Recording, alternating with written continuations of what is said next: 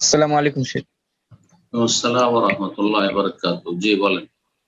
শেখ, আমাকে একটা ফতোয়া মানে রাসূল সাল্লাল্লাহু আলাইহি ওয়াসাল্লাম সম্পর্কে একজন মন্তব্য করছে, ওই মন্তব্যটা ঠিক হয়েছে কিনা জানার ছিল। মন্তব্যটা হচ্ছে, তিনি বলেছেন যে রাসূল সাল্লাল্লাহু আলাইহি ওয়াসাল্লামের নাকি দাজ্জাল সম্পর্কে সঠিক ধারণা ছিল না। সে হয়তো ওই হাদিসটার প্রেক্ষিতে বলছে, যে হাদিসটা রাসূল সাল্লাল্লাহু আলাইহি ওয়াসাল্লাম তার যুগে একজনকে দাজ্জাল মনে করছিল, ওমর রাদিয়াল্লাহু তাআলা আনহু তাকে হত্যা করতে চেয়েছিল। এই হাদিসের ইবনে হয়তো সাইয়্যাদ। বলেছে। জি জি, জি, ইবনে সাইয়্যাদ। এই মন্তব্যটা কি? এই মন্তব্য মাওলানা মওদুদী করেছেন। আল্লাহ তাকে মাফ করেন। আল্লাহ তাকে মাফ করেন। তার অনেক আকীদাগত ভুল ভ্রান্তি আছে। আর আমার ৯টি আলোচনা এই জন্য মওদুদী এবং মওদুদীর যারা অন্ধ মুকাল্লিদ অনুসারী, জামাত ইখওয়ানী, জামাত ইসলামী এবং ইখওয়ানী, তাদের থেকে, তাদের অনিষ্ট থেকে সতর্ক সাবধান করার জন্য সেই আলোচনাগুলি আপনারা শুনবেন। তো ইনশাআল্লাহ সমস্ত এই ধরনের প্রশ্নের উত্তর ওগুলোতে পেয়ে যাবেন ইনশাআল্লাহ। তো কথা হচ্ছে যে রাসূলুল্লাহ সাল্লাল্লাহু আলাইহি ওয়াসাল্লাম সম্পর্কে তার এরকম ছোট মুখে এত বড় মন্তব্য করা নিঃসন্দেহ বেয়াদবি। আর এই জন্যই জামাত ইসলামের লোকদের মধ্যে এত বেয়াদবি, আলেমদেরকে গাল দেওয়া এবং আলেমদের কোনো মর্যাদা তাদের কাছে নেই। এই বেয়াদবিটা তাদের মধ্যে এই জন্য, সেখান থেকে এসছে আসলে। আল্লাহ এসব অনিষ্ট থেকে হেফাজত করেন। মোটেই জায়েজ নয় এই ধরনের কথাবার্তা। রাসূলুল্লাহ সাল্লাল্লাহু আলাইহি ওয়াসাল্লামের কাছে ওহীগুলো ঠিক আছে, ধারাবাহিক ভাবে এসেছে, ধীরে ধীরে এসেছে। দাজ্জাল সম্পর্কেও এক সময় জানানো ছিল না বা জানতেন না তিনি, তারপরে জানানো হয়েছে।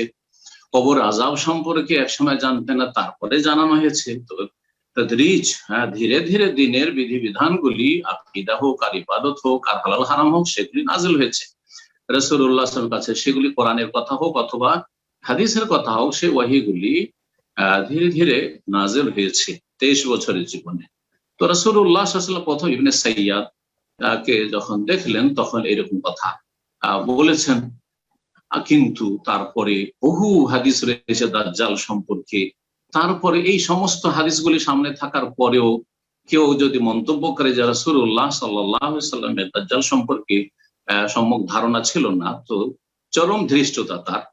এবং এই সব কথা যাদের কিতাব আছে, এই জন্য বলেছি যে এই ধরনের কিতাবগুলি জ্বালিয়ে দিতে হবে, যাতে করে মুসলিম উম্মাহকে তাদের অনিষ্ট থেকে, তাদের বই পুস্তকের লিখনের অনিষ্ট থেকে রক্ষা করা সম্ভব।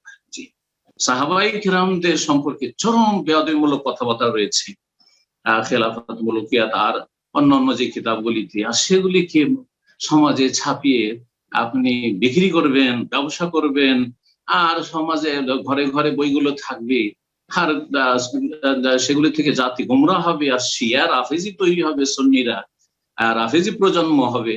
এই তো হচ্ছে তাদের ঘরে, তাই হচ্ছে।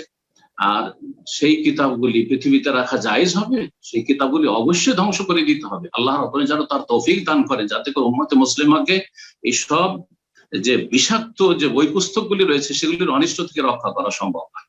জাযাকুমুল্লাহ খাইর।